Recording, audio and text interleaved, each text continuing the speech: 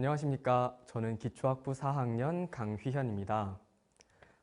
이번 발표에서는 물질 안에 있는 전자가 빛을 받으면 어떻게 움직이는지 시뮬레이션한 결과를 말씀드리겠습니다. 제목에 울트라 패스트가 들어있는 이유는 이런 일련의 과정들이 굉장히 짧은 시간 안에 일어나기 때문입니다. 여러분들이 지금 사용하고 계시는 디스플레이는 RGB 세 가지 색깔의 다이오드들로 구성됩니다.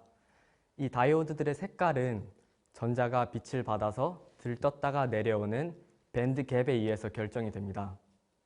전자가 조금 들떴다가 내려오면 낮은 에너지를 가지는 빨간 빛이 나오고, 전자가 높이 들떴다가 내려오면 높은 에너지를 가지는 파란 빛이 나옵니다. 그런데 사실 전자는 그냥 올라갔다 내려오는 것이 아니고 그 짧은 시간 안에서도 굉장히 다이나믹한 움직임을 가집니다. 저는 이 과정을 1D 리니어 솔리드 모델을 사용해서 시뮬레이션 했습니다. 입사광은 싱글 웨이브 패킷 모양의 6번 진동하는 517나노미터 빛을 사용했고요. 이 모델에서 밴드는 가운데가 살짝 굽어진 형태로 형성이 됩니다. 아래쪽 밴드에는 전자가 가득 차 있고, 이 전자들이 빛을 받으면 비어있는 위쪽 밴드로 들뜰 수 있습니다. 먼저 전자를 입자로 보는 방법이 있습니다. 이 방법을 일렉트론 홀 트래젝토리라고 하는데요.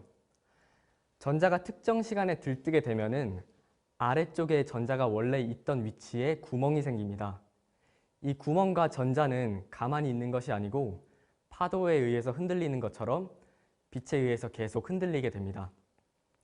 이 구멍과 전자가 계속 움직이다가 어느 순간에 만나면은 이 구멍이 메워지면서 전자가 위쪽 밴드에서 아래쪽으로 떨어진 만큼 갭에 해당하는 빛 에너지가 방출됩니다. 저는 전자가 가장 들뜨기 쉬운 지점인 가운데 부분에서 항상 전자가 들뜬다고 가정했습니다. 아래쪽 그림이 나타내는 것이 바로 이 구멍과 전자의 궤적입니다. 이 궤적이 만나는 부분이 바로 빛이 방출될 수 있는 포인트입니다. 이때 전자가 떨어진 높이를 구하면 그때 방출된 빛 에너지를 구할 수 있습니다. 이 높이는 시간에 따라서 계속 변하는데 입사광의 벡터 포텐셜을 이용하면 계산을 해서 특정 시간에 대한 빛 에너지를 구할 수 있습니다. 다음 슬라이드에서 준비한 것은 전자가 총 3번 들떴을 때 발생하는 각각 3가지의 궤적과 이때 발생하는 빛 에너지는 얼마큼이 되는지 애니메이션으로 구상해 봤습니다. 전자가 들뜰 때마다 각각의 궤적이 그려지기 시작합니다. 그리고 각각의 궤적이 충돌할 때마다 좌측 상단에 있는 에너지 디스퍼션 그림에서 빛이 방출되는 것을 보실 수 있습니다. 첫 번째 궤적에서 방출되는 빛을 빨간색으로 표시했고, 두 번째 궤적에서 방출되는 빛을 옐로우로 표시했고, 세 번째 궤적에서 방출되는 빛은 그린으로 표시했습니다. 이번에는 지속적으로 총 100개의 전자들이 들뜨는 상황을 시뮬레이션 했습니다. 보라색은 입사광의 일렉트릭 필드입니다. 떨어지는 높이에 따라서 다양한 에너지의 빛이 방출되지만 맥시멈 밴드갭까지는 도달하지 못하는 모습을 보실 수 있습니다. 이렇게 빨간 점을 찍어서 시간에 따른 방출된 빛 에너지를 플롯할 수 있습니다. 아래쪽에 보시는 파란색 선은 일렉트릭 필드, 입사광의 일렉트릭 필드입니다. 초기 변수 설정에서 입사광의 에너지가 미니멈 밴드갭의 7분의 1이 되도록 설정을 했는데요. 이 플롯에서 보실 때 하모닉 오더가 하한선이 7로 고정이 되는 것으로 이 사실을 다시 확인할 수 있습니다. 그리고 앞서 애니메이션에서 보셨던 것처럼 맥시멈 밴드갭까지는 도달하지 못하기 때문에 이 빨간 선이 35 하모닉 오더까지는 도달하지 못하는 모습을 다시 한번 확인하실 수 있습니다. 지금까지는 전자를 입자로 보고 시뮬레이션을 전개했지만 양자역학적인 관점으로 전자를 파동으로 볼 수도 있습니다. 이 전자 파동의 움직임을 계산하기 위해서 세미컨덕터 블록 이퀘이션의 수치해를 구했습니다. 이 세미컨덕터 블록 이퀘이션은 다름이 아닌 시간 의존적 슈레딩거 방정식의 또 다른 형태입니다. 그리고 그 결과가 다음과 같습니다. 이 플롯에서는 편의상 위쪽 밴드만 나타냈습니다. 그리고 전자의 파동을 검은색 선으로 나타냈습니다. 먼저 이전 일렉트론 홀 트래젝토리와 달리 전자의 들뜸이 밴드의 중앙에서만 일어나지 않고 넓게 퍼져서 일어나는 것을 보실 수 있습니다. 그리고 밴드의 끝부분에서 밀려난 전자가 반대쪽에서 나타나는 것을 보실 수 있는데요. 이것은 이 밴드가 반복적인 결정의 주기성을 그대로 가지고 있기 때문입니다.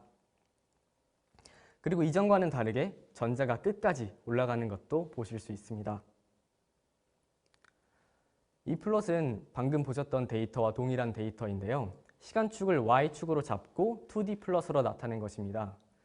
파란색은 입사광의 일렉트릭 필드인데 이 일렉트릭 필드의 진동에 따라서 컨덕션 밴드의 오큐페이션이 마찬가지로 진동하는 모습을 보실 수 있습니다. 저는 마지막에 생기는 전자파동의 주름을 주목해 보고 싶습니다. 저는 이 주름이 파동이 여러 개 생겼을 때 발생하는 간섭 현상이라고 생각합니다. 파동끼리 만나면 보강 간섭을 일으켜서 더 커지기도 하지만 상쇄 간섭을 일으켜서 더 작아지거나 아예 없어지기도 합니다. 위쪽 밴드에 있던 전자 파동이 상쇄 간섭을 일으켜서 없어지는 것은 무엇을 의미할까요? 위쪽 밴드에 있던 전자 파동이 없어진다는 것은 곧 아래쪽으로 옮겨갔다는 것을 의미하고 이 위쪽에서의 아래쪽으로 움직이는 전자의 이동은 곧 빛 에너지의 방출을 의미합니다. 앞서 전자를 입자로 봤을 때 빛 에너지의 방출은 일렉트론과 홀의 충돌로서 설명했다면 전자를 파동으로 봤을 때는 이 상쇄 간섭이 빛 에너지의 방출을 야기한다고도 해석해 보았습니다. 그리고 이 플롯은 양자역학과 고전역학적인 데이터 두 개를 비교하는 플롯인데요. 뒤쪽으로 보이시는 빨간색 플롯이 전자를 파동으로 보았을 때 얻은 빛 에너지이고 파란색 점들이 전자를 입자로 봤을 때의 빛 에너지입니다. 아까 애니메이션에서 확인하신 것처럼 이 전자를 파동으로 보았을 때 훨씬 더 큰 에너지까지 도달하는 모습을 보실 수 있습니다.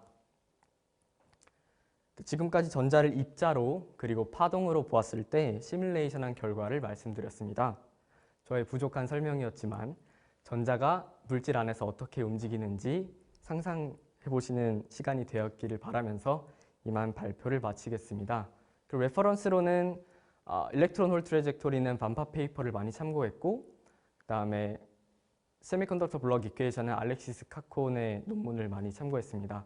그리고 이 모든 연구는 포스텍에 있는 김동원 교수님 연구실에서 인턴십을 한 내용을 바탕으로 구성했습니다. 감사합니다.